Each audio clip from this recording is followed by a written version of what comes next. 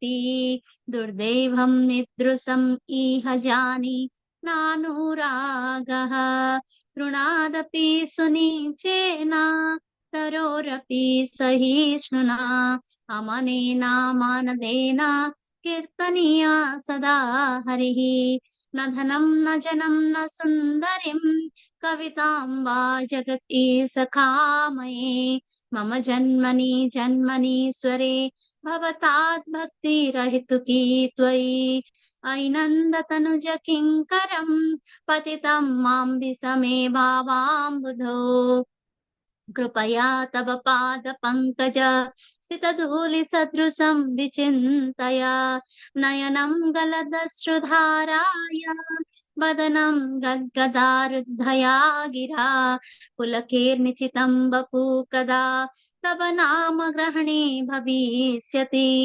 युगायितं निमेषेण चक्षुषा प्राभ्रसायितं संज्ञायितं जगत्सर्वं गोविन्द विरहेण मे आश्लेषवापादरतं विनास्तु माम् अदर्शनान् मर्महतां करोतु वा यथा तथा वा विदधातु लम्पटो मत्प्राणनाथास्तु स एव नापरः Hare Krishna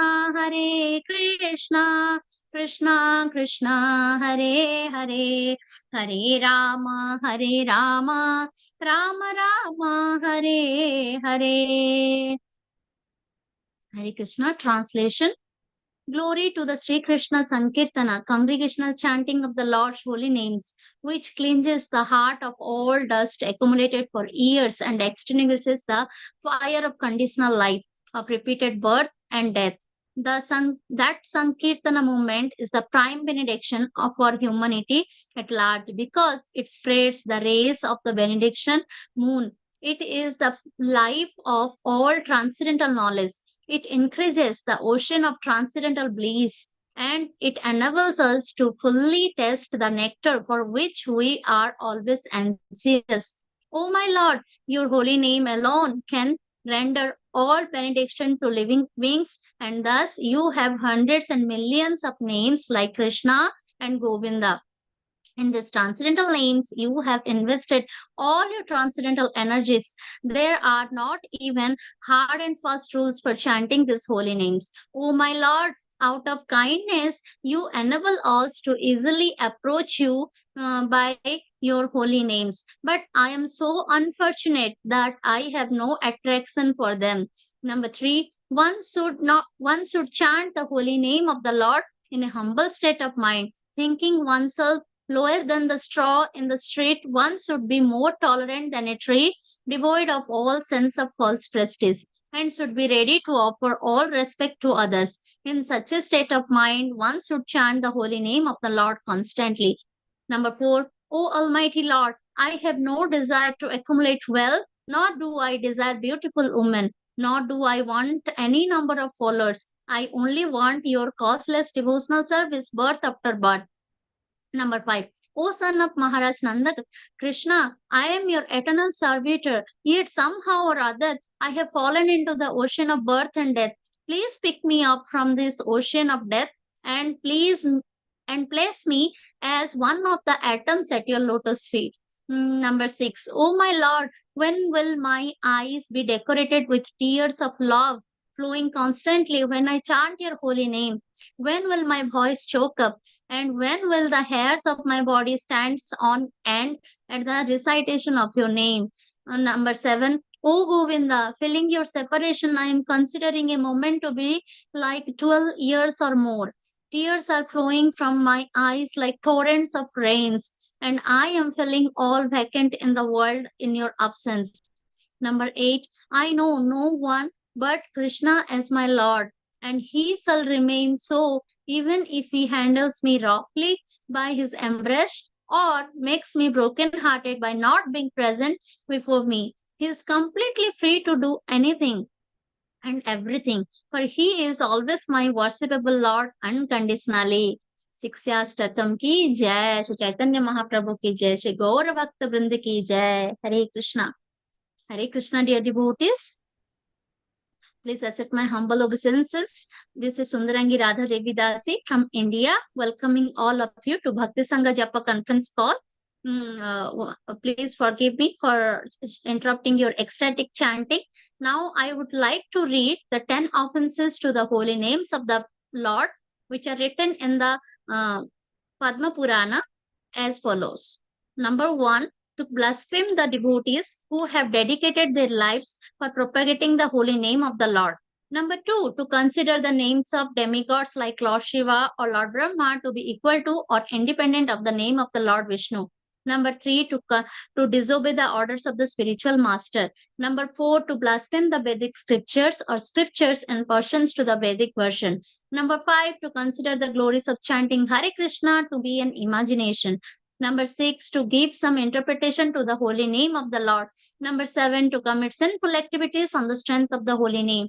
Number 8, to consider the chanting of Hare Krishna as one of the auspicious ritualistic activities which are offered in the Vedas as fruitive activities, Karma Kanda.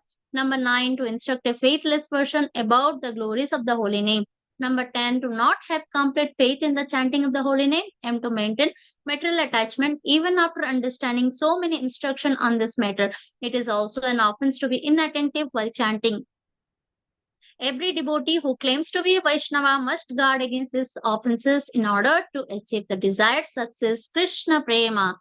Once again, I thank everyone for joining Bhakti Sangha conference call today.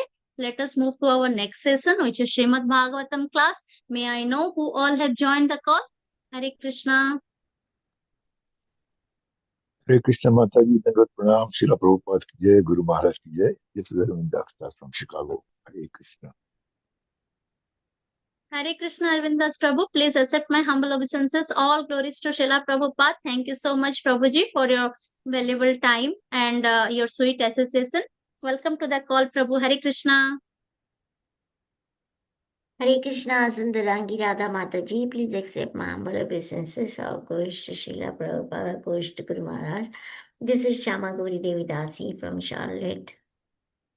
Hare Krishna Syama Gauri Mataji. Please accept my humble obeisances. All glories to Srila Prabhupada. All glories to all your wonderful services, Mataji. Welcome to the call, Mataji. Thank you for your wonderful association. Thank Hare you, Krishna. Mataji. Beautiful recitation, Mataji. Hare Krishna. All glories to Srila Prabhupada. Thank you, Mataji. Hare Krishna, Sundarangi Mataji, please accept my humble obeisances to you and all the devotees. All glories to Prabhupada, all glories to Guru Maharaj, all glories to Ashamali devotee. This is Mohini Lakshmi from Detroit. Hare Krishna. Hare Krishna Mohini Lakshmi Mataji. Please accept my humble obeisances. All glories to Srila Prabhupada. Thank you so much, Mataji, for joining the call. Welcome to the call. Hare Krishna. Hare Krishna Sundarangi Mataji, please accept my humble obeisances. All glories to Srila Prabhupada, all glories to Guru Maharaj, all glories to all the assembled devotees on the call. They're from Texas, Mataji. Hare Krishna and all glories to your wonderful services, Mataji. Hare Krishna. Hare Krishna Mataji. Please accept my humble obeisances. All glories to Srila Prabhupada. Thank you so much, Mataji, for all your wonderful services. All glories to Srila Prabhupada. Welcome to the call, Mataji. Hare Krishna. Hare Krishna, Sundarangi Radha Mataji, all glories to Srila Prabhupada and Guru Maharaj. My humble obeisances to you and all the devotees. This is Krishna Kumari Devidasi from Raleigh. Hare Krishna. Hare Krishna Krishna Kumari Mataji. Please accept my humble obeisances. All glories to Srila Prabhupada. Thank you so much, Mataji, for your wonderful association. Welcome to the call, Mataji. Hare Krishna.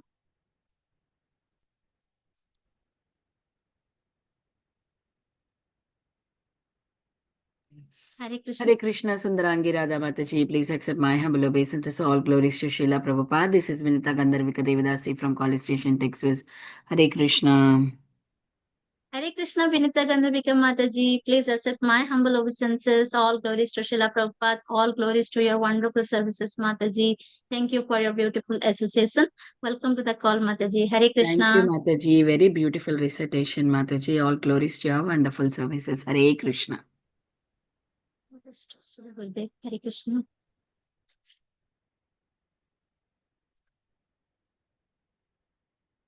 Hare Krishna. Is there anyone else? Okay. Hare Krishna, welcome to Bhakti Sangha Japa conference call. Today we are so fortunate to have His Grace Adhoksaja Krishna Prabhu to enlighten us on the topic of Srimad Bhagavatam, 9th canto, 2nd chapter, and text number 15 to 17. Before handovering the call to Prabhuji, I would like to hand over the call to Anita Ramya Mataji to read the brief introduction about Prabhuji. Hare Krishna, Anita Ramya Mataji, please accept my humble obeisances. All glories to Srila Prabhupada, all glories to your wonderful services, Mataji. Over to you, Mataji. Hare Krishna. Hare Krishna, Sundarangi Radha Mataji. Please accept my humble obeisances. All glories to Srila Prabhupada. Thank you so much, Mataji, for all your wonderful services and very wonderful recitation of Shri Shikshashtakam. Hare Krishna. So, Hare Krishna, dear devotees. So, today's class will be given by His Grace Adhoksaja Krishna Prabhu, and here is a brief introduction about Prabhuji.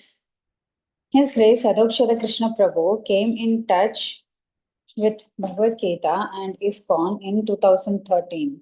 And Prabhuji earned a BTech in Electronics and Communication. Prabhuji served as a hardware engineer in the Indian Navy from 2014 to 2017.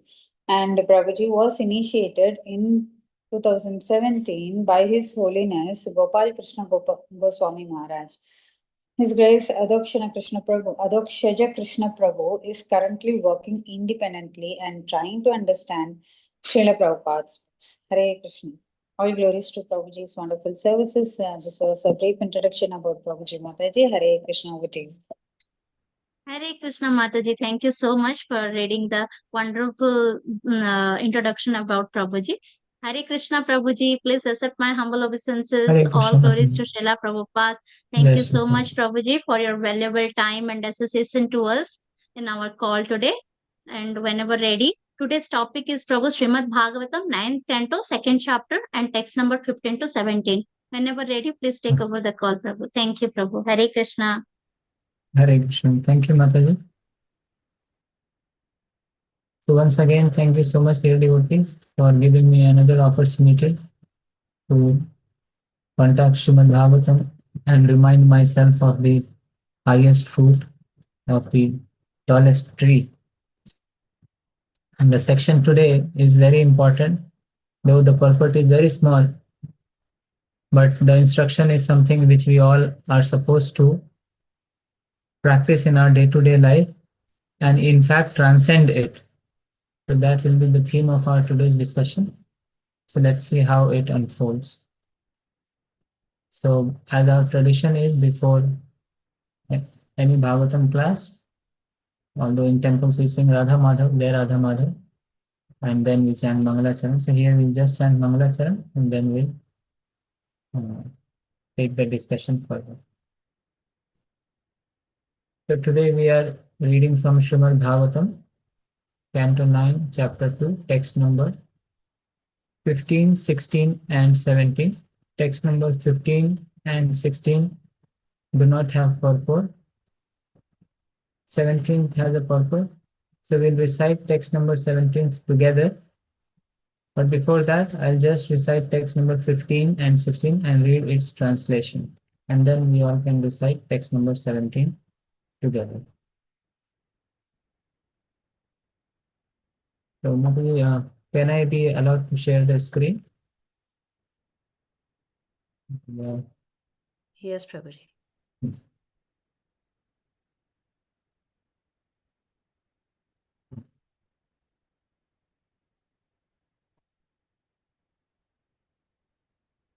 Om Namo Bhagavate Vasudevaya.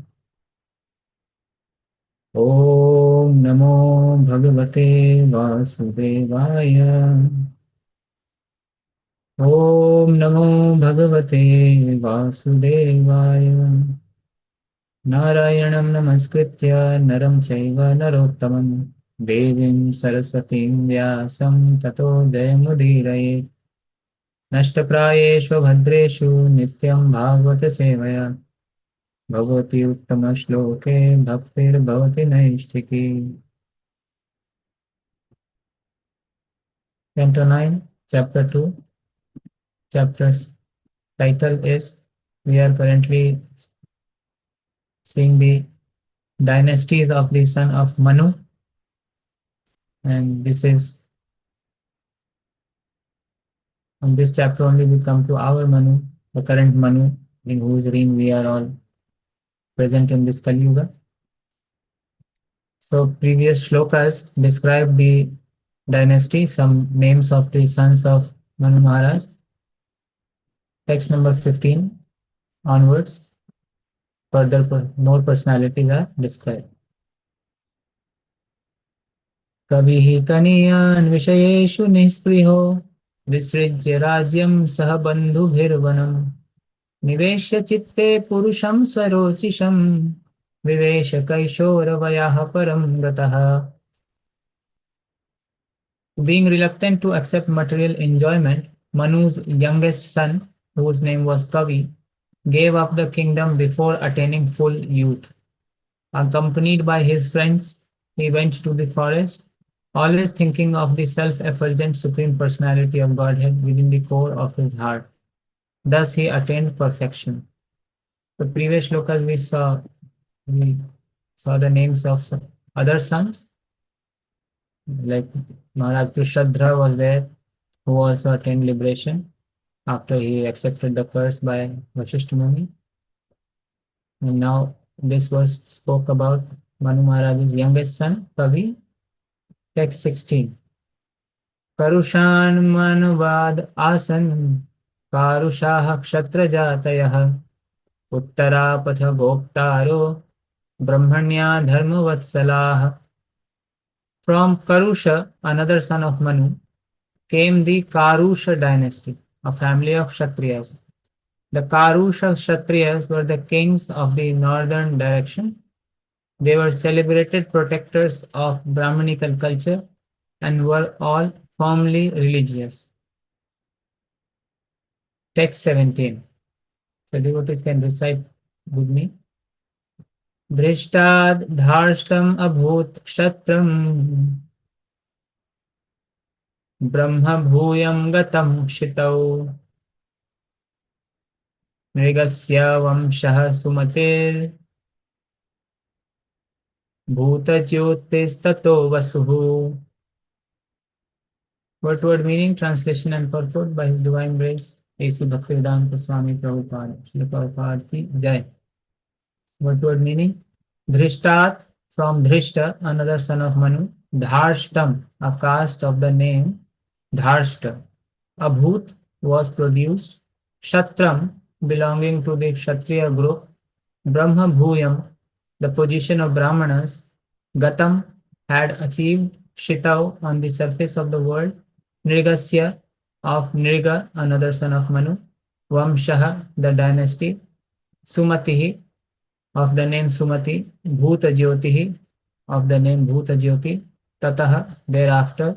Vasuhu, by the name Vasu. Translation. From the son of Manu named Dhrishta came a Kshatriya caste called Dharshta, whose members achieved the position of Brahmanas in this world. Then, from the son of Manu named Nriga came Sumati. From Sumati came Bhuta Jyoti, and from Bhuta Jyoti came Vasu. So in the purport, Prabhupada focused on this particular point of the shloka. Here it is said, Kshatram Brahma Bhuyam Gatam Shitav. Although the Dharshtas belonged to the Kshatriya caste, they were able to convert themselves into Brahmanas. This gives clear evidence supporting the following statement by Narada, Bhagavatam, 7th canto, 11th chapter, text 35. Yasya yal lakshanam proktam, pumso varnabhivyanjakam, yadanyat prapi drishyeta, tatteneva vinirdishet. If the qualities of one group are found in the men of another, those men should be recognized by their qualities, by their symptoms, not by the caste of the family in which they were born. Birth is not at all important. It is one's qualities that are stressed in all Vedic literature. Om Jnana Timirandhasya Jnananjana Shalakaya चक्षुर्मीलितं येन तस्मै श्रीगुरवे नमः। श्रीचैतन्यमनोभीष्टं स्थापितं येन भूतले स्वयं रूपः कदा मह्यं ददाति स्वपदान्तिकम्। वन्देऽहं श्रीगुरुः श्रीयुतपदकमलं श्रीगुरुं वैष्णवांश्च श्रीरूपं साग्रजातं सहगण रघुनाथान्वितं तं सजीवं साद्वैतं सावधूतं परिजनसहितं कृष्णचैतन्यदेवं श्रीराधा कृष्णपादान् सहगणललिता श्रीविशाखान्वितांश्च नमः। ॐ विष्णुपादाय कृष्णप्रेष्ठाय भूतले श्रीमते भक्तिवेदान्त स्वामी इति नाम्ने। नमस्ते सारस्वते देवे गौरवाणी प्रचारिणे निर्विशेष शून्यवादी पाश्चात्यदेशतारिणे। नमो महावदान्याय कृष्णप्रेमप्रदायक कृष्णाय कृष्णचैतन्य नामने गौरविषे नमः।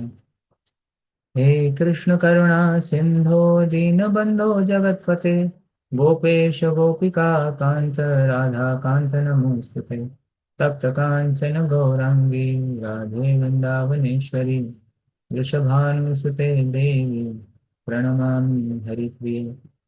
वाञ्छाकल्पतरुभ्यश्च कृपा सिन्धुभ्यैव च पतितानां पावनेभ्यो वैष्णवेभ्यो नमो नमः।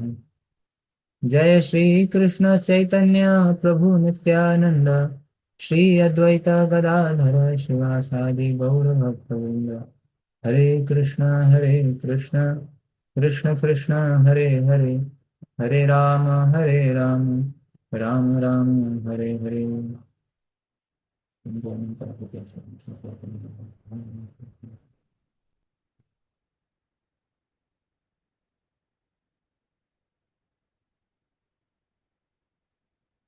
So Srila Prabhupada quotes Sri Narad Muni's statement, which is there in the 11th chapter, 7th canto, the final verse. So since the shloka is quoted here, so I thought let's read the purport of this shloka also. So that's the shloka is opened here. So here Prabhupada explains that Sri Narad Muni is clearly stating that one should not be accepted as Brahmana, Kshatriya, Vaishya or Shudra according to birth, or although this is going on now, it is not accepted by the Shastras. As stated in Bhagavad Gita, Chaturvarnyam Maya Shrishtam Guna Karma Vibhavashah. Thus the four divisions of society, Brahmana, Kshatriya, Vaishya and Shudra, are to be ascertained according to qualities and activities. If one was born in a Brahman family and has acquired the Brahmanical qualifications, he is to be accepted as a Brahmana. Otherwise, he should be considered a Brahma Bandhu. Similarly, if a Shudra acquires the qualities of a Brahmana, although he was born in a Shudra family, he is not a Shudra because he has developed the qualities of a Brahmana. He should be accepted as a Brahmana. The Krishna consciousness movement is meant to develop these Brahmanical qualities. Regardless of the community in which one was born, if one develops the qualities of a Brahmana, he should be accepted as a Brahmana, and he then may be offered the order of sannyas. Unless one is qualified in terms of the Brahmanical symptoms, one cannot take sannyas. In designating a person a Brahmana, Kshatriya, Vaishya or Shudra, birth is not the essential symptom. This understanding is very important. Herein Narad Muni distinctly says that one may be accepted according to the caste of his birth if he has the corresponding qualifications, but otherwise he should not. One who has attained the qualifications of a Brahmana, regardless of where he was born, should be accepted as a Brahman. Similarly, if one has developed the qualities of a Shudra or a Chandala, regardless of where he was born, he should be accepted in terms of those symptoms. So dear Vaishnavas, we have heard in several of Prabhupada's classes and read in several of his purports about who a Brahmana is, how this caste system, which is in practice today, is not the Vedic system. Prabhupada spoke at length about Varnashram system in many of his classes. And one of his desire was to establish Varnashram in human society. So, to go into Prabhupada's lectures and bring out several quotes, who a Brahmana is, what a Brahmana should do, I think we all know this. We are aware of the qualifications of a Brahmana. We know how a Brahmana works. I hope, because we have been reading Prabhupada's books for more than 2-3 years now, at least, that I can make out from the audience present here. And this book is also very old. And we have read Bhagavad Gita, Brahmana's work according to these, Brahmana's work with these qualities. Satyam, Kshaucham, Kshama, Daya, Shantir, Arjavam, Evacha, Jnanam, Vijnanam, Astikyam, Brahma Karma Svabhavana. The famous shloka in 18th chapter. So Brahmana works by these principles. What are these principles? Truthfulness, Shaucham, cleanliness, and tolerance, and Daya, he has compassion, and like that. Shamo damas tapah shaucham. He controls his senses. Shama means he is very peaceful. His senses are not disturbed. Dama, he is able to control them. So peacefulness, self-control. Tapaha, austerity. Shaucham, cleanliness. Shanti means tolerance. Arjavam, he is full of wisdom, honesty. Jnana Vijnana Astikya. He studies the Vedic literatures. He has realized that, and he teaches others also. And Astikyam, he has firm faith in Bhagwan, and he is engaged in worshipping Bhagwan. These are the natural qualities by which Brahmanas work. This we have read in 18th chapter. We also read, Prabhupada explained that there are 6 activities of a Brahmana. These are the qualities by which Brahmanas work, which Bhagavan explains in Bhagavad Gita 18th chapter. And with these qualities, what kind of work he does? He does Pathan, Yajan, Yajan, Dan, Pratigrahan. He studies, he teaches, he performs sacrifices, he conducts sacrifices, he makes others perform sacrifices.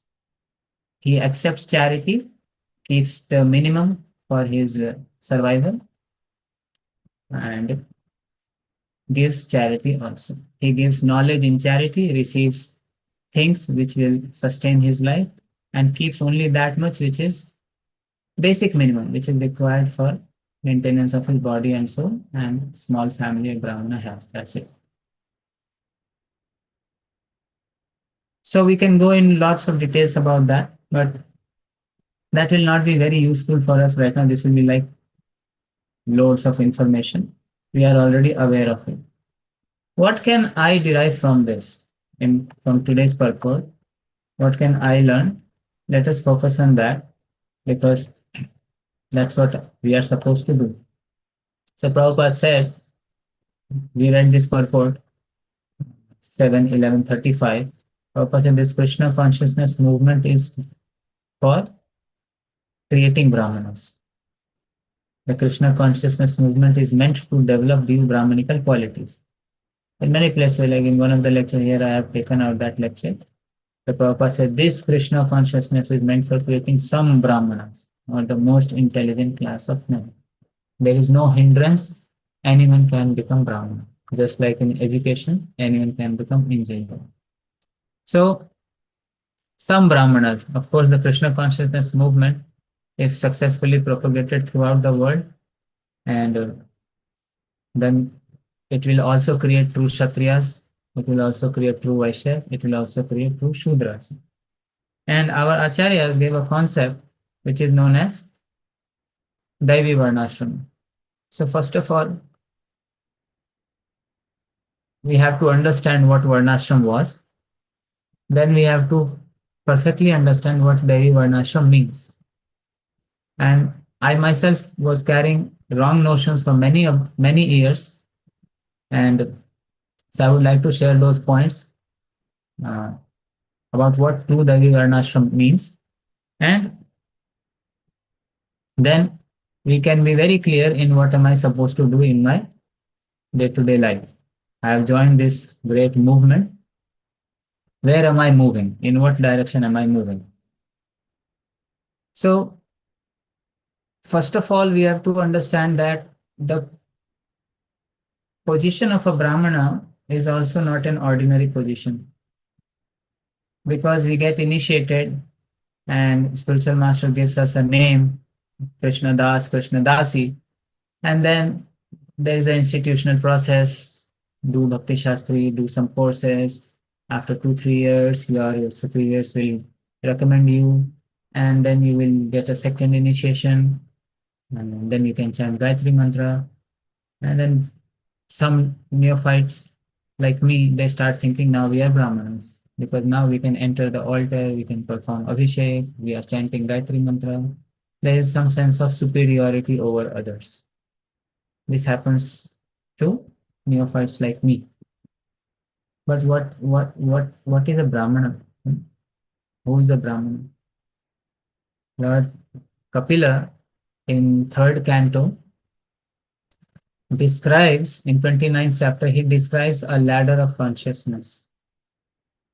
You all have read those verses where Lord Kapila takes on from the lowest living entity, and gradually as the consciousness progresses, how a living entity is called by according to his consciousness, and then where a Brahmana is situated.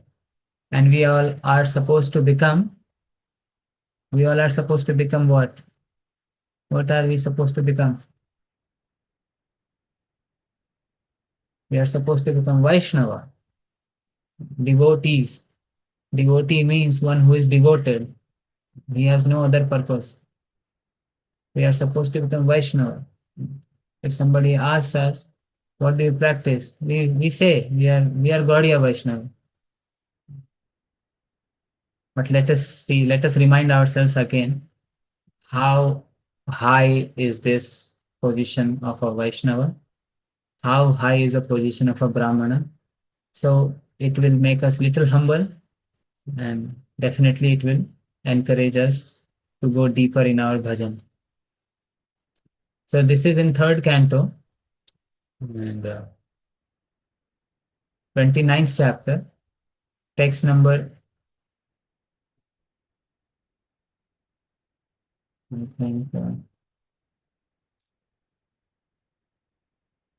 28 to 33. Here are the verses. We will not go into the purports. Yeah. The Lord Kapila describes, the chapter's title is from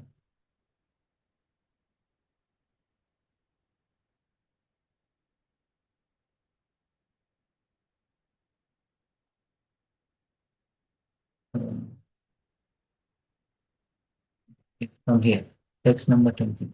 जीवा श्रेष्ठा हि अजीवानां तथा प्राणभृतः शुभे तथा सचित्तः प्रवरास ततश्चेन्द्रिय वृत्तयः. Lord, living entities are superior to inanimate objects, O Blessed Mother, and among them, living entities who display life symptoms are better. Animals with developed consciousness are better than them, and better still are those who have developed sense perception. So, Lord Kapila is going from out of 84 lakh species, right from inanimate to animate, and then in animate also, there are gradations. There is a hierarchy here. So animate are better than inanimate, and those who are showing developed consciousness are better. And even in animals, those who have developed sense perception, who are very close to humans in terms of sense perception, they are more better. Okay.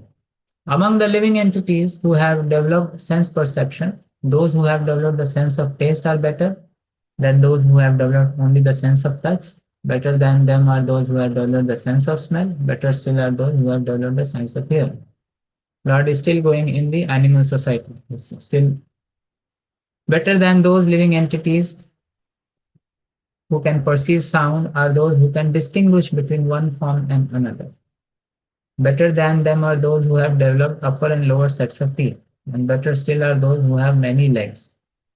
Better than them are the quadrupeds, and better still are the human beings. Now comes humans. After a soul passes through all these life forms, it comes to this human life. And even among humans, the society which is divided according to quality and work is best. Here only we fail. We are living in a society which is not at all divided according to quality and worth. This is our position in today's time. We are so helpless. We are living in a society, even in India, what to talk about other countries. The society is not at all divided according to quality and worth. So first of all, that society is best. So one negative point. We are not living in a society which is working as per the quality and worth. Okay. Then in that society, if the society is divided according to quality and worth, this is called Varnashram basically. In that society, the intelligent men who are designated as Brahmanas are best. Oh. And now among the Brahmanas also there is hierarchy. Among the Brahmanas, one who has studied the Vedas is the best. How many of us have studied Vedas? I just knew the names of Vedas because that was part of general knowledge in school, like Sam, Yajur, Atharva. But I did not even know the meaning of these words. In Sanskrit, every word has a meaning, right? How many of us can tell the meaning of Rik? What is the meaning of Rik? It's called Rig Veda. What is the meaning of Rig? What is the meaning of Yajur? What is the meaning of Sam? What is the meaning of Atharva? Many of us don't know. What to speak of reading them, and what to speak of knowing them. The one who has studied the Vedas is the best. And among the Brahmanas who have studied the Vedas, one who knows the actual purport of the Veda is the best. So we very proudly quote this verse, Vedescha sarveraham eva vedyo vedanta krita. The moment we meet any Brahmana in the society or anyone, we very proudly quote this verse and mistake ourselves to be at that level, to be at this level. Now I know Krishna, so I am the topmost. So Prabhupada said this, Bhagavan is saying that it does not mean that I am at that level. Have I realized Bhagavan? Have I realized Shri Krishna? That is the question I should ask myself. The one who knows the actual purport of the Veda is the best. All right? It's not stopped here. Better than the Brahmana who knows the purpose of the Vedas is he who can dissipate all doubts, and better than him is one who strictly follows the Brahmanical principles. Have you read similar thing in other purports of Srila Prabhupada? I'm sure you would have heard Srila Prabhupada many times describing first class devotee, second class devotee, third class devotee. A first class devotee is one who knows the argument, who is well versed in Vedic literatures, who can dissipate all doubts, who can convince others by giving proper arguments, and his faith is unshakable. He is firmly fixed. A second class person, he may not be able to defeat the arguments against bhakti, but his own faith is unshakable. So he does not fall down. This Prabhupada explains in Nectar of Instruction, one of the purport. And a third class devotee, he doesn't have sufficient faith and he doesn't even know the Shastras properly. So his faith is shaky. Anybody can come and disturb his faith. So Lord Kapila is saying the similar thing here. And the topmost is one who is strictly following the Brahmanical principles. Better than him is one who is liberated from all material contamination, and better than him is a pure devotee who executes devotional service without expectation of reward. This is where just reading itself is sounding so difficult. Reaching this position in one lifetime. So we can just imagine the amount of tasks lying in front of us, the amount of endeavor we need to put to reach this stage. Prabhupada explains in the purport here. I think in this purport, yes. If someone not only has this knowledge, but is able to clear all doubts. Which knowledge? Knowledge about Brahman, Paramatma and Bhagavan. He is a Brahmana, first of all. And he can not just clear all doubts, and so he can clear all the doubts, then he is a better Brahmana. Further, there may be a learned Brahmana Vaishnava who can explain clearly and eradicate all doubts, but if he does not follow the Vaishnava principle, then he is not situated on a higher level. The highest perfectional Brahmana, Prabhupada later explains, is the Vaishnava. This is a Vaishnava.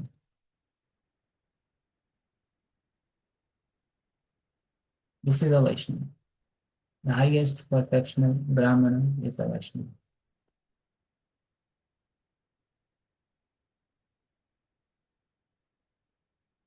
And such Vaishnavas who dissipate all the doubts, who know the purpose of Vedic injunctions, who are personally following the principles, engage others also, teaches his disciples in that way, he is called an Acharya.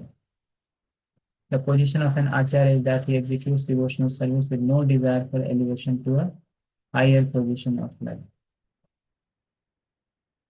No desire for any other thing. This is a Vaishnava. This is what we have to become if we want entrance into the kingdom of God. If we want to go back to Godhead, that's the purpose for which we have joined this movement. That's the purpose for which Prabhupada made this society. And if we don't meet his expectations, then what will happen now? Then we'll have to wait.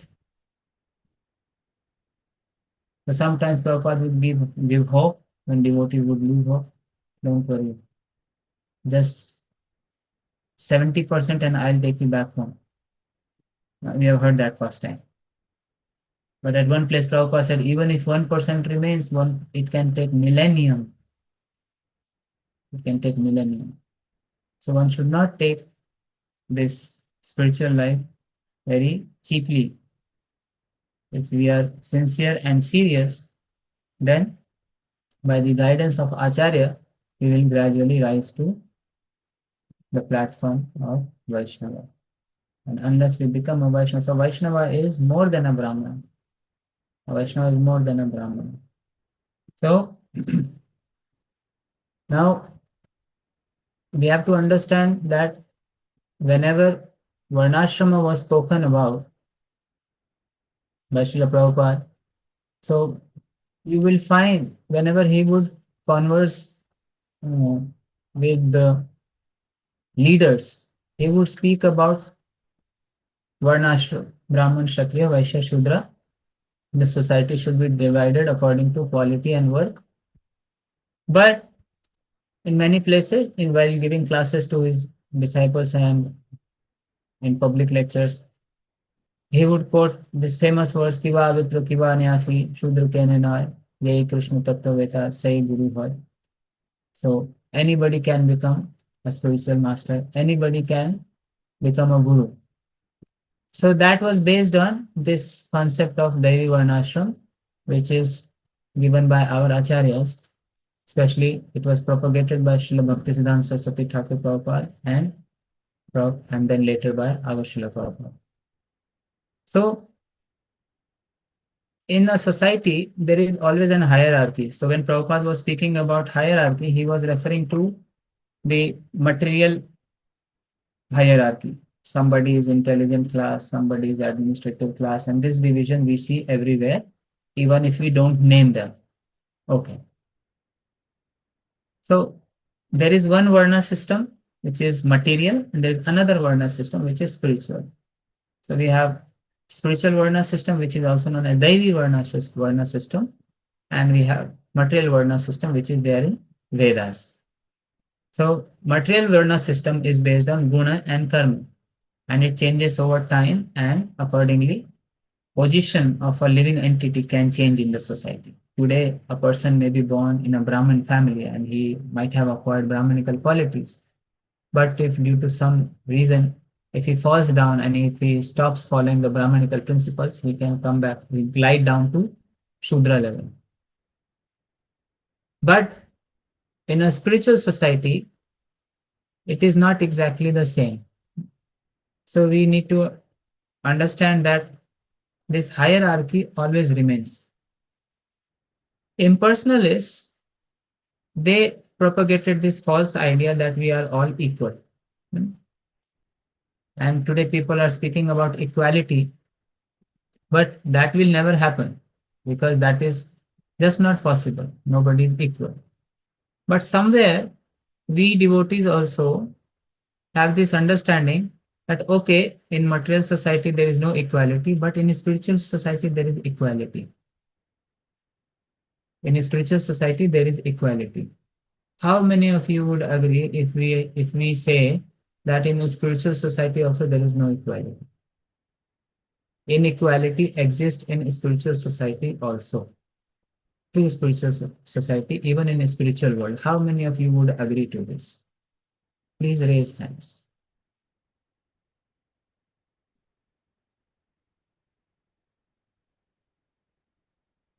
Okay, only one. And those who have not raised hands means they don't agree.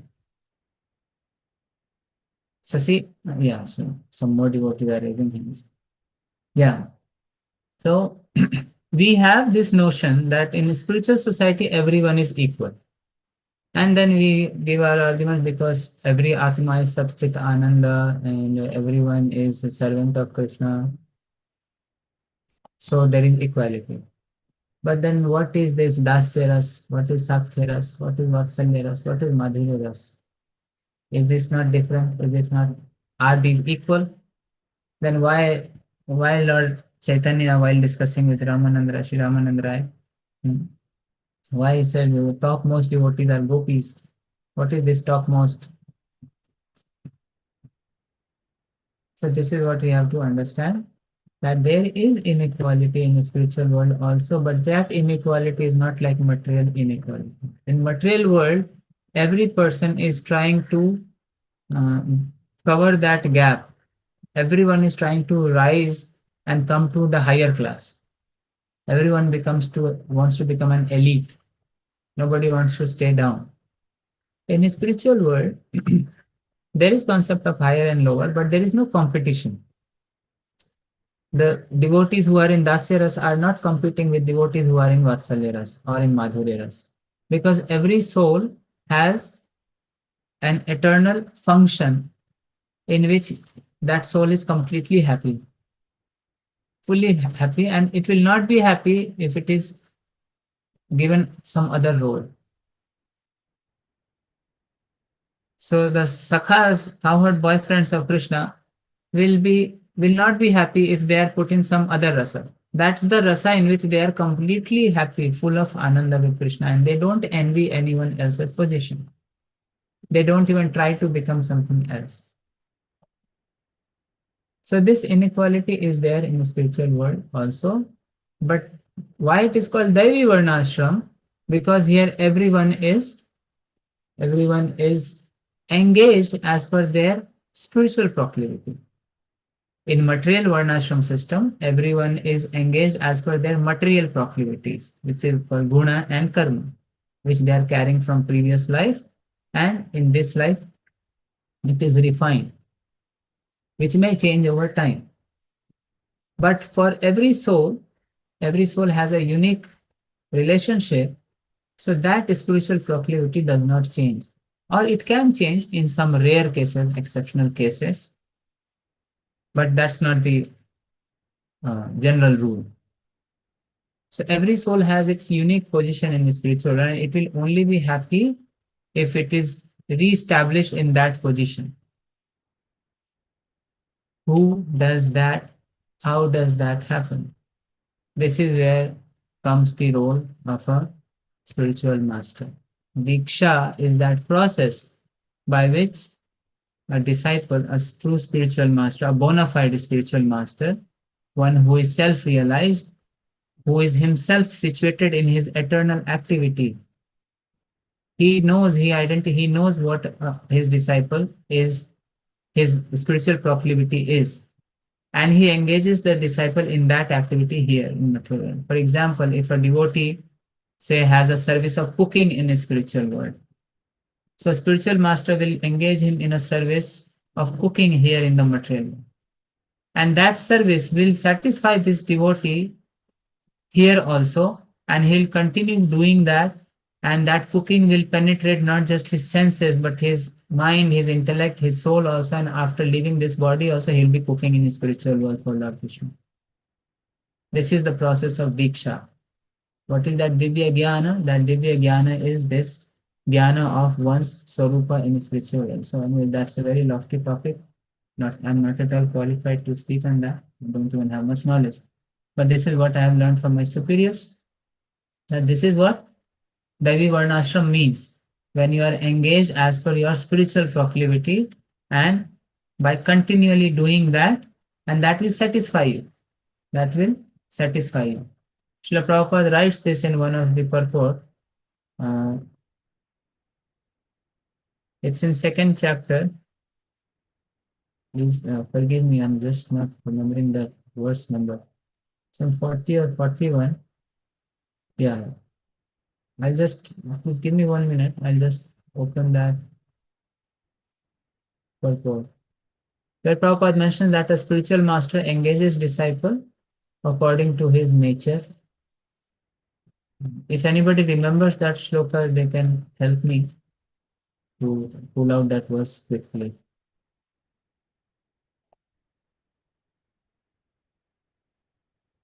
So this is in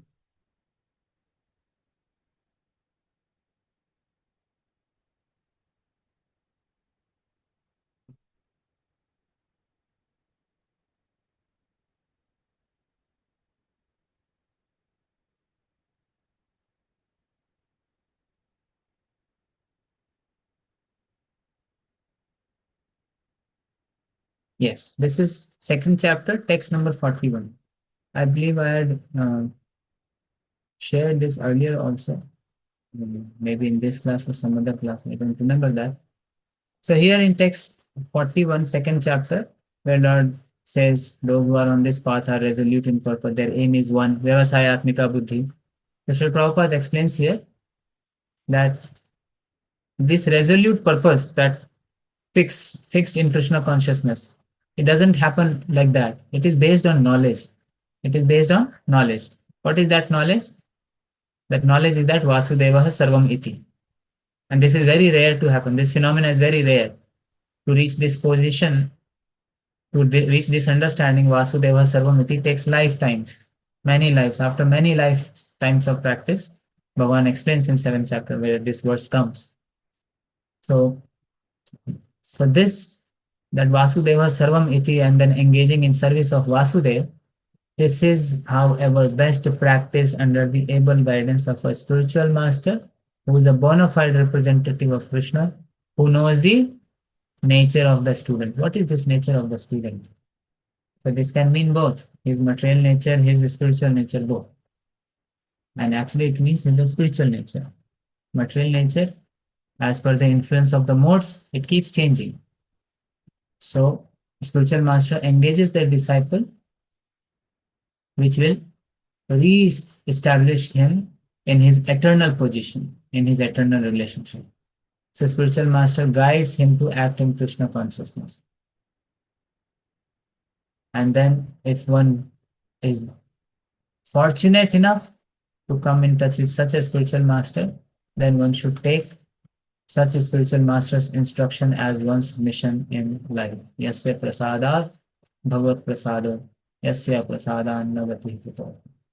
And this whole process, this only happens, this whole process of realizing and performing service in Krishna consciousness, it depends on the perfect knowledge of soul beyond the conception of the body. So this is the spiritual master, the spiritual master engages disciple according to his nature. So spiritual master engages disciple, which will re-establish him in his eternal position, in his eternal relationship. So spiritual master guides him to act in Krishna consciousness. And then if one is fortunate enough to come in touch with such a spiritual master, then one should take such a spiritual master's instruction as one's mission in life. Yasya prasada bhagat prasada yasya prasada navati hito. And this whole process, this only happens, this whole process of realizing and performing service in Krishna consciousness, it depends on the perfect knowledge of soul beyond the conception of the body.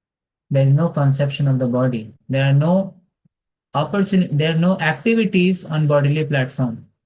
Means when a sadhaka is not at all performing any activity for satisfaction of the senses, not theoretically but practically. What I'm speaking is theory right now for me.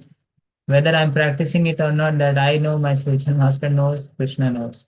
So we have to answer ourselves whether I know the theory or I am practicing also. And this is the practice, and there is no longer a chance for sense gratification manifested in fruitive activities. Majority falls in this category. They're performing bhakti, they're performing limbs of bhakti, but parallelly, this is also going on. Fruitive acts are also performed for the satisfaction of senses. As long as this is happening, the perfection of life or the 100% engagement in Krishna consciousness will not happen. And if that does not happen, then the experience of Bhakti Rasa also will not take place. So, where does this start? Where does this start? We have seen from various purports and various lectures that it is not an ordinary thing and it's not that easy. I mean, it is easy for those who have given up the bodily conception. Prabhupada said in one class, in 1 minute, somebody asked him, one disciple asked him, how much time does it take to become fully Krishna conscious? It was a 1 minute. It takes 1 minute. Really, it takes 1 minute. But we want to spend some more time. At least I don't want to do it in 1 minute. What to do? Krishna is saying, Mana Shasthani Indriyani Prakriti Sthani Karshati. Okay. They're struggling with their minds and senses. That's what they want right now. We have to accept this fact that desire and free will never be taken away from us, and it is our fundamental nature. No matter how much we are conditioned, we always have that free will and the desire to choose. Nobody can ever blame that because I was in mode of ignorance. Modes of nature made me do those things. Modes of nature are making us do everything that is true. Prakriti kriyamanani gunai karmani sarvashaha. The word is sarvashaha. Everything is carried out by modes of nature. But one thing is in my hand, and that is my desire. So I have to accept that and take the responsibility that my desires are my personal nature. This is my nature. I have to desire. When I desire to be in a particular mode, then that's it. Then modes will take over and they will make me do everything. But that desire is there. Because if that is not there, if that desire is not there, then there is never a comeback. If modes are affecting my desires also and they're controlling me, that they are making me desire also, then how can I come back? How can I come to mode of goodness? So that I have to desire. So the day I desire that now I have to stop all my nonsense activities and become a pakka devotee, fixed up devotee. Then instructions are there, everything will come. Blessings will come, we'll get determination also, we'll get the potency to execute the instructions. So Prabhupada said, there are two kinds of people. One is Griha Vrata, one is Dhrita Vrata. What is the word? One is Griha Vrata, one is Dhrita Vrata. So Griha Vrata means one who is convinced that this life I have to stay in Griha. I have to stay in Griha. I'll enjoy the facilities in Griha, in my house. But a Dhrita Vrata means one who is fixed up. One who is fixed up. Dhrita Vrata means, just see, he is not giving a very lofty explanation of Dhrita Vrata, something which we can immediately follow. Dhrita Vrata. Shruta means Vedic knowledge, Sampanna means finished. So within 12 years, a Brahmana's son is supposed to finish all the studies of Vedas, Vyakaran, grammar, that was the education. So Prabhupada is explaining the gunas of Brahmana. I am his Shruta Sampanna. This comes in the context of Ajamil. So Ajamil was Shruta Sampanna, Shila, Vritta, Gunalaya. He was equipped with these qualities. Shila means Shuddha Achara, cleansing. And he was Dhrita Vrata, Guna Sampanna. So then take to Mangala Artika. So that training was there. I am his Shruta Sampanna, Shila Vritta Gunalaya. Guna means which guna? Shad guna. The 6 gunas. I don't know. Shamodamo. How do I do that, ma'am? Hare Krishna. Shamo Damo Diksha Arjava Jnanam Vijnanam Astikya. So Dhrita Vrata means these things are done regularly, not occasionally. I must rise early in the morning. That is called Dhrita Vrata. I must do it. Dhrita Vrata. Mriduhu, mild, gentleness. This is human life. Not to live like cats and dogs. So once we start practicing this very seriously, so that's why in the beginning, for neophytes, it is a compulsory to perform Mangalarti, to perform DT worship, to chant attentively in the morning. And then as one rises above, one starts sharing the knowledge with others. In the neophyte stage, one practices these things very strictly. So now the question I ask myself sometimes is, am I a neophyte devotee too or not? Or am I below that? And most of the time I remain quiet. So neophyte means one who is regularly going to Mangalarti, performing Mangalarti, chanting attentively, performing DT worship, and studying the Shastra. And then gradually, when one rises in spiritual understanding, because by doing these activities, one rises and comes to Sattva. And Sattva means knowledge is coming, enlightenment is happening. Then one shares the knowledge with others. That sharing is what is called preaching. So preaching is more important than DT worship, Prabhupada said. Not that DT worship is only for those who are at lower level.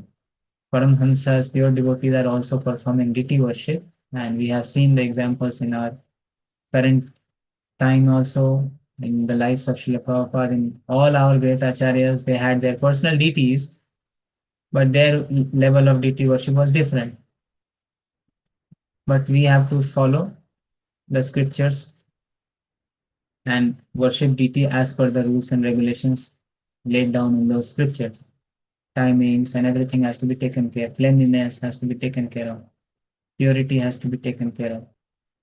Then gradually we'll rise in our understanding. And then when we share those understandings with others to make their life better, that is called preaching. And gradually one gets so much blessings from all the acharyas and by Bhagavan himself, because Krishna says, Nata Tashman Manushyesu Kaschin Me Priya Prittam. There's no one more dear to me than who is broadcasting this message. So then that is the real job. That's a real Brahmana. One who is not just studying, he is educating others also, free of cost, not expecting any respect or any remuneration in any form. That's a Brahmana. And then one becomes a perfect Brahmana, then one can become a Vaishnava. So this is where we have to ascend. This is our goal. So let us practice more diligently, more seriously, sincerely, and let us give up all the activities of sense gratification so that the very purpose for which Lord Chaitanya invented and all the acharyas were sent by him, they gave their life for this purpose so that we can become a pure devotee. Their expectation was so less of us. Prabhupada writes in the preface of Bhagavad Gita. By this attempt of ours, even if one person becomes a pure devotee, we'll consider our mission successful. That is their expectation. So it is in our hands whether we become that one person and give the immense pleasure to our acharyas. That will give us also immense pleasure, because nothing else will satisfy us.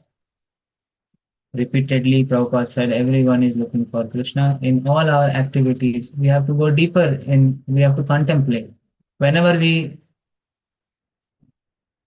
think of any sense activity, we should take a pause and think, who is going to enjoy this? Where is the enjoyment situated?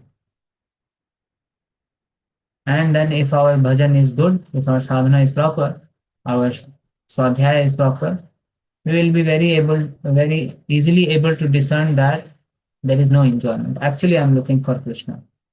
And then we can turn our face to the activities of Krishna consciousness and dovetail our desires in so dovetail our desires in Krishna consciousness.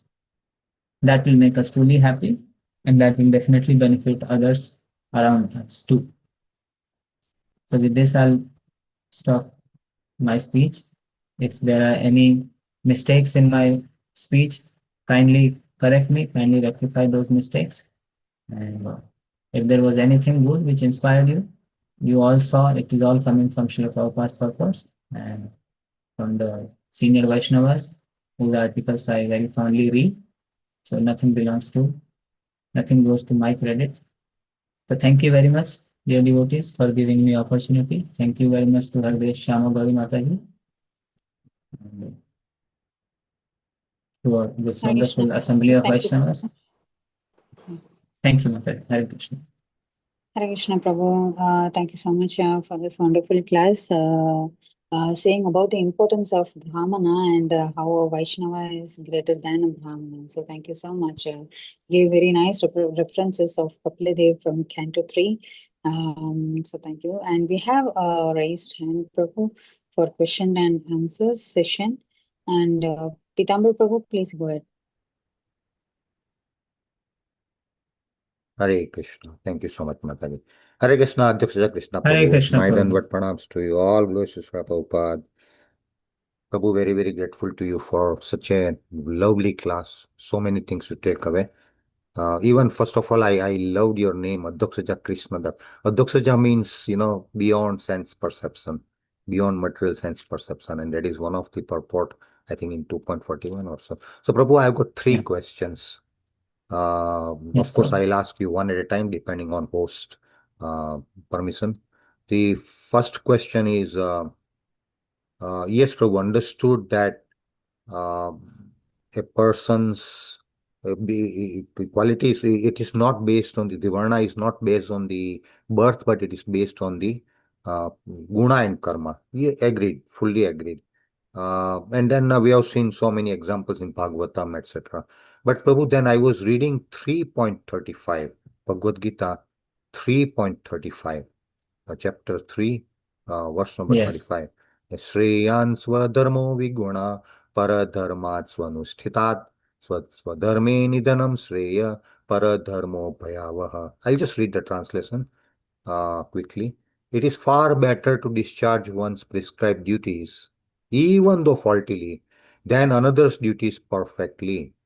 Destruction in the course of performing one's own duty is better than engaging in another's duties, for to follow another's path is dangerous. Very, very clear instructions, Prabhu, that we should not transgress our assigned duties or we should not take up someone's duty. Better you perform your duty faultily than Yes, Prabhuji. What's the question, Prabhuji? So the Prabhu, question is how is it not contradicting to what we are discussing today's verse in Bhagavatam?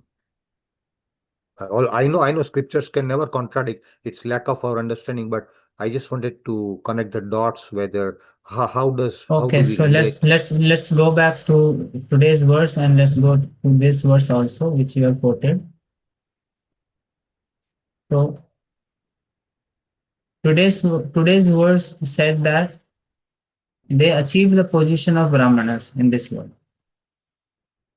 And then Prabhupada explained that as one's Lakshana is, that's how he should be designated, Vinirdishe, as per one's Lakshana.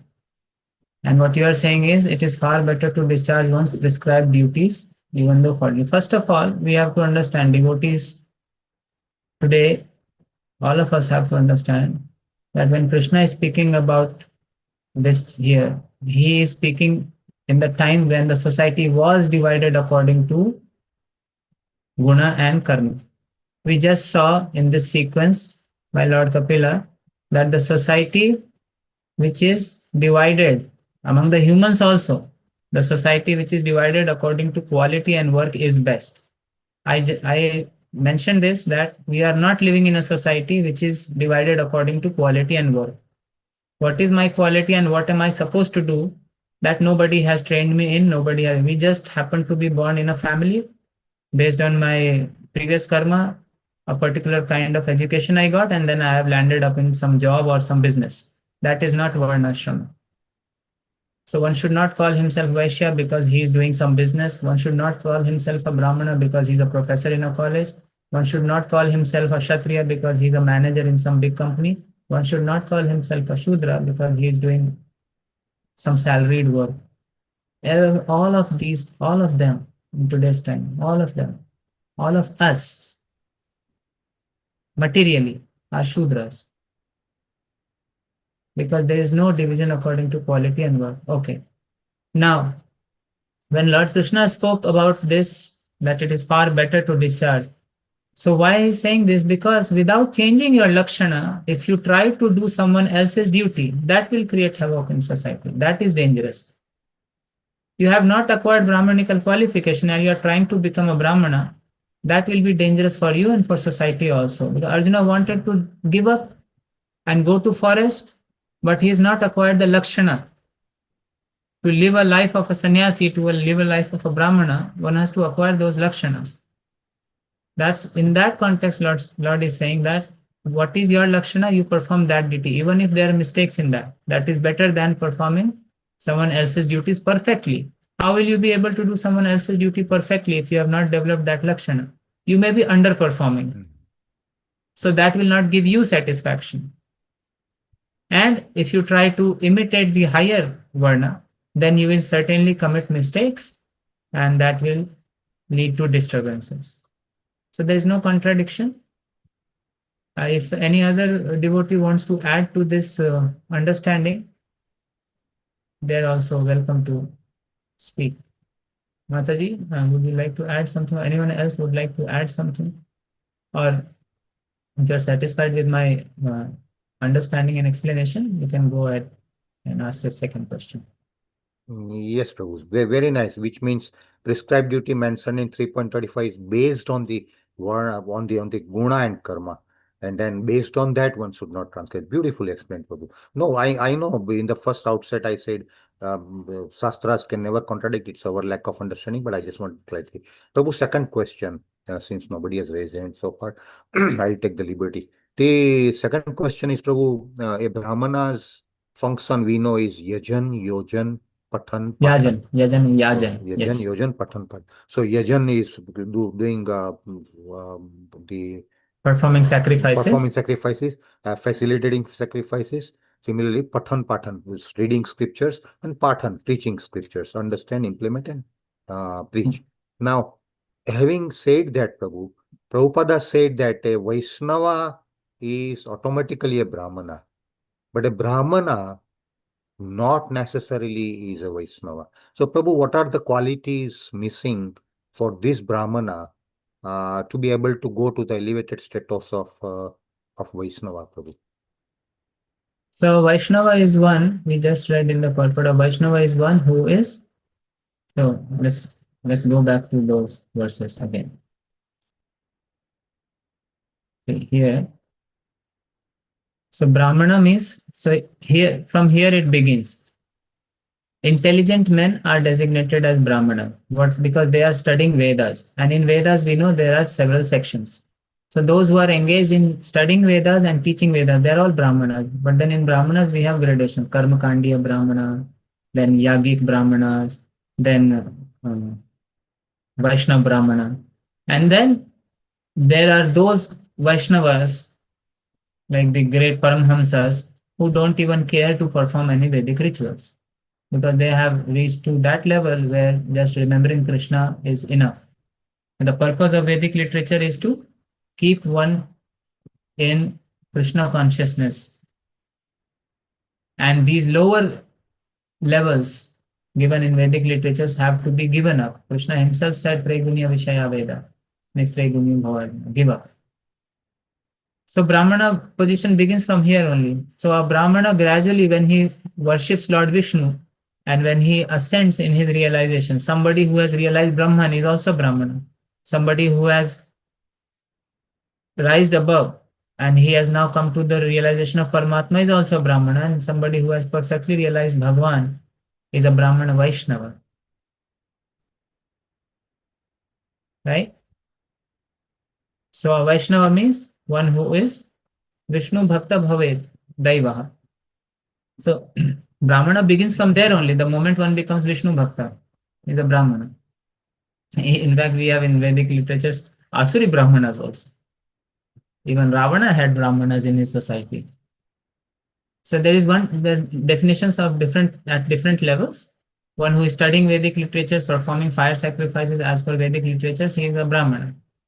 But then there are some Brahmanas who are materialistic. There are some Brahmanas who are more elevated.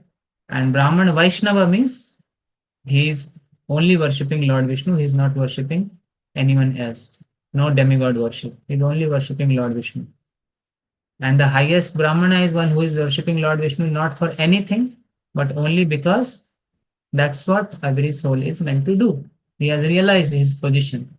I am meant to serve Bhagwan, and that's why I am worshipping Bhagwan. If somebody asks him why you are worshipping Krishna, because there is nothing better to do. That's all. That is what is lacking in a Brahmana who cannot be called a Vaishnava. So a Vaishnava is automatically Brahmana means he has all the qualities of a Brahmana. That's why I said in the beginning we should always ask ourselves, Vaishnava is a very high position. We very proudly say I am a Gaudiya Vaishnava. No, I have got admission into Gaudiya Vaishnavism. I am trying to, if I am sincere, I can at max say I am trying to become a Gaudiya Vaishnava. Very elevated position. Very, very elevated. First of all, let me become a Brahmana. My Guru Maharaj has given me a thread. I'm chanting Gayatri mantras, but I'm yet very far from being a true Brahmana. That's the explanation. I hope that satisfied you. So which you're very, very perfect, Prabhu, which means even if a Brahmana has studied Vedas and knows the essence of the Vedas, still he will fall short of going to Vaishnava unless and until he renders devotional service without any reward. Now that makes him perfect Vaishnava. That's what I understood, Prabhu. Prabhu, very nice of you. I've got third question, but I will leave it to the host. Whether I should ask. I think one more hand is raised. So, yeah, Mataji. that's right. Prabhu, Adhoksaja Prabhu, do you have time? Yes, Mataji. Okay. Pitambar Prabhu, can we go to the other question and come back to you? Yes, sure, please. Thank you, Anita Mataji. Hari Bol. Hare Krishna. Yes, I can say AP, iPhone.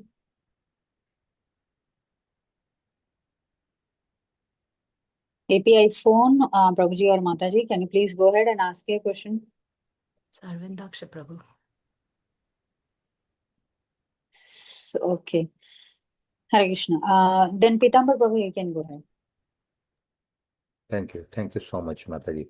So, Prabhu, third quick question was, I was thinking on those lines. You said that Devi Varnas from Dharma, of course, is different than the material Varnas from Dharma. Devi Varnas from Dharma, people are different, of course, based on the spiritual guna and karma. Of course, they are different, even the rasas from Sakya to that. We'll not go into that. Then I was thinking, Prabhu, of Gopakumaras. Where do Gopakumaras fit into the Devi Varnashram Dharma which you described, Prabhu? Because they were not happy anywhere else. So that pastime, I have not read that pastime, but I have heard about this pastime, Gopakumara going to Vaikuntha planet, then from there going to Goloka, and yeah, so he was not satisfied even in Vaikuntha, then finally he reached Goloka. If I able to recollect it, because I have not read it myself, I have heard it in various classes. So that is a different thing. Gopakumara, that is because his eternal position was with Lord Krishna. That's why he was not satisfied in Vaikuntha. So it in fact supports what we discussed in the class, that every soul has a unique position in a spiritual realm, and that soul will be completely satisfied only in that position. So Gopakumara's position was in Goloka, so he was not satisfied even in Vaikuntha. And then when he went to Goloka and met his Lord Shyam Sundar, then he was fully satisfied.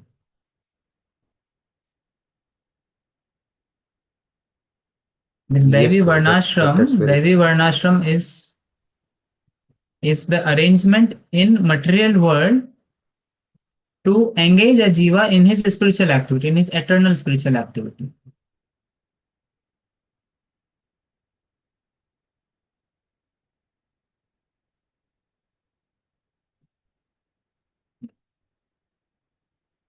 Is that okay, Prabhuji? Sure, Prabhu. Very, very nice. That's what I was thinking, but I just wanted you to confirm, because it is his original constitutional position. Thank you, Prabhu. My danvats to you. Hare Krishna. Thank you, Prabhuji. Grateful. Hare Krishna. Hare Krishna. Hare Krishna. Yes, there were no Hare Krishna. hands Thank raised. you so much, Swamiji. Yeah, we have Anjana Gopika Mataji. Please go ahead, Mataji. Hare Krishna, Prabhuji. It's very nice Hare class. Krishna. Prabhuji, is it necessary to follow the Daivi Vanashram for the devotees? Means who are practicing devotee. Sometimes, it's very difficult to. So what did you understand in today's class what Devi Varnashram means?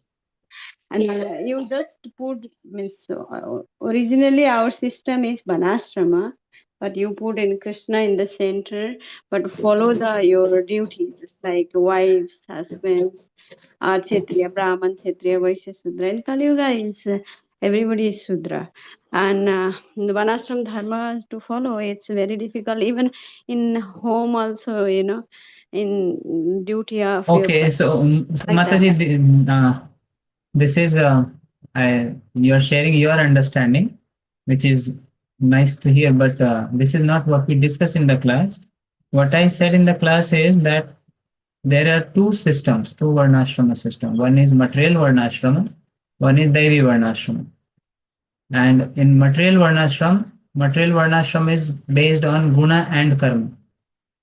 That also is decided by spiritual master. He identifies. For that we had a system, Gurukul system, and a spiritual master would initiate. That's why you would have read, you would have come across this, that the Shudras did not require initiation. Because initiation is in what? Everyone is born Shudra, so you don't need an initiation to be called a Shudra. You need an initiation to be called Vaishya or Kshatriya or Brahmana. And then according to that designation, that initiation, you perform your duty. The society is divided in that. So one who is initiated as Vaishya, he is performing his duty of Vaishya. One who is initiated as Kshatriya, he is performing his duty of a Kshatriya. Similarly, a Brahman. This is still material. But in spiritual, in Devi Varnashrama, whatever your material proclivity may be, but a true spiritual master identifies your eternal proclivity. And he engages you in Krishna's service. He engages you in that service, and that service continues for lifetime. So Devi Varnashram begins from meeting our bona fide spiritual master. It does not begin on our own. till the time we have not met a bona fide spiritual master, we can continue performing chanting and other things. And a spiritual master can instruct us in many ways, not just physically. He can manifest in so many forms, but we have to be intelligent enough or realized enough to understand that this is spiritual master speaking to us. Because Guru is one, Guru are not many, Guru is one.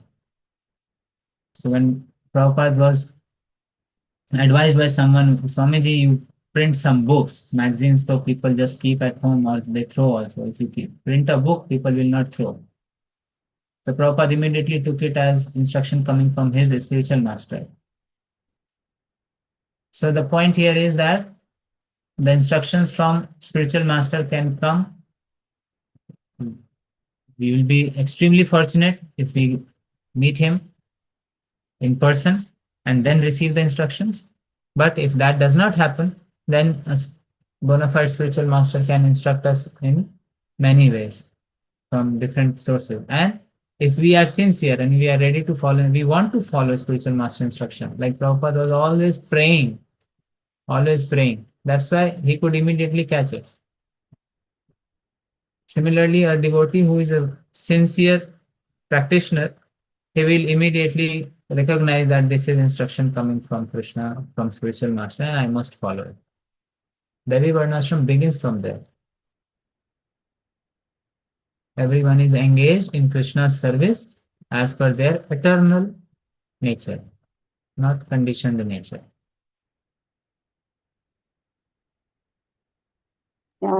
We should figure out our nature. We don't figure it out. That's the point. We No, don't figure it out. Our spiritual master figures it out for us. No, Prabhuji, when we want to meet the spiritual master, often means we have to see through his instruction. No? Yes, we have to follow it. If we are fortunate to meet a bona fide spiritual master and we are fortunate enough to get Diksha from him, we are ready to follow instructions. Then when we get instruction, that should become our life and mission. We just saw that line in 2.41 purport. When one meets a bona fide spiritual master who is self-realized, who engages the disciple as per his nature, then that disciple should take his instruction as one's life and mission. Thank you, Prabhu. Yeah, I had that little misunderstanding because the same Banashram Dharma we need to follow, but Krishna need to be put in center, just like, but it's very hard in Kali Yuga. But there is no Varnashram today. Yeah. So what Varnashram will follow? We don't know. We are not in Varnashram at all. We are just by circumstances, by our karma, previous karma, this life's karma. I just said we have gone through some education. We take MTech or BSc, MSc, BCom, whatever. And then by our karmic reaction, we have landed up in we are landed in a job or a business. That's all. That's not Varnashram. But now wherever we are, we begin to chant. We follow 4 regulatory principles. So in material world, not all activities can be carried to spiritual world. But there are some activities in material world which can be forwarded, which can be carried forward to spiritual world. That's why in Devi Varnashram, in material Varnashram, you see, in material Varnashram, Kshatriyas are allowed to hunt. But in Devi Varnashram, nobody is allowed to kill anybody. No meat eating. Right? Yes. Yeah, that is there. So wherever we are, we just immediately start practicing 4 regulatory principles, start chanting the holy name, and offer bhoga to Krishna, worship deity. Then we don't care about at which rung of the ladder we are, but we are just practicing the principles of pure devotional service, and we will rise to Vaishnava platform if we do it properly and not commit any offenses. Does that satisfy you, Mataji? Yes, Prabhu, yes. That is only, I thought family life, everything should be proper, Now we try to, it's not easy in Kali Yuga, everything is going topsy-turvy. When people go through the situation, Krishna is the only center, Yeah. Difficult. So for family life, if you want to see what Prabhupada said, and I am sure this will bring some happiness on your face. You open Bhagavad Gita 13.8. No? Bhagavan says one should be detached. Asaktir anabhishwanga putradara grihadishu. One should be detached from family, wife, that means husband also, to kids, to home, to everything. And definitely it's very difficult in Kali Yuga. What do I do? Where do I go? Then detachment, freedom from entanglement, children, wife, home, and the rest. This is knowledge. My God, this is so difficult. This is not at all. This is impossible for me. I can frankly say this is impossible for me. I can't do it right now. Right now, I don't even see that in near future or far future I'll be able to do it. What do I do? Where do I go? No hope? Papa explains.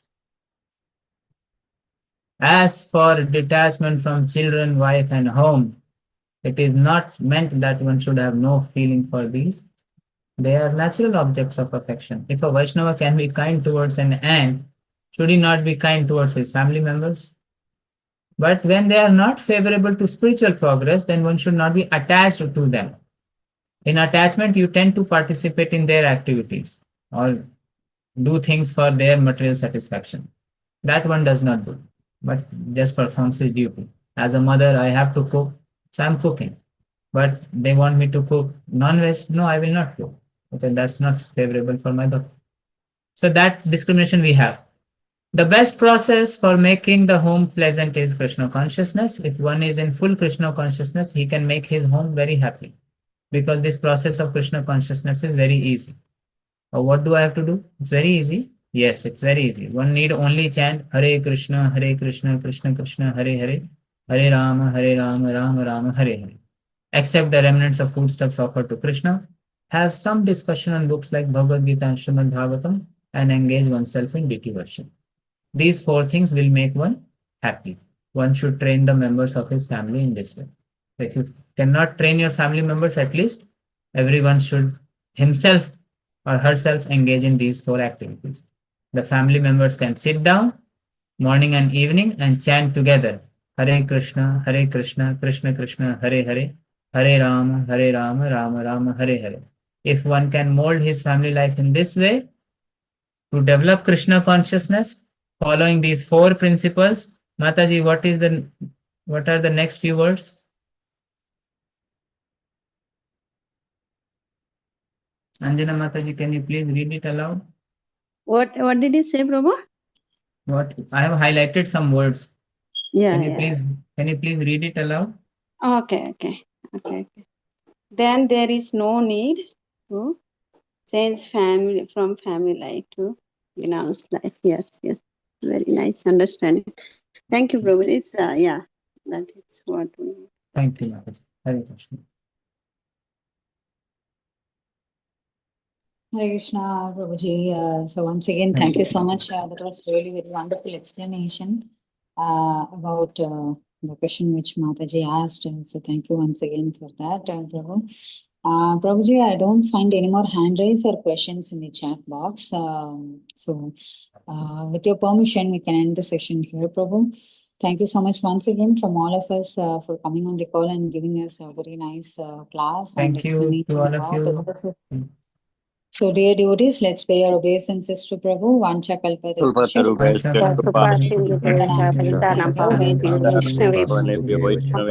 Antakoti Vaishnava Vrinda ki jai. Srila Prabhupada ki jai. Grace Adhoksaja Krishna Prabhu ki jai. Gaur Bhakta Vrinda ki jai. Prabhu ki jai. Hare Jai Gaur Bhakta. Hare Hare. Thank you so much.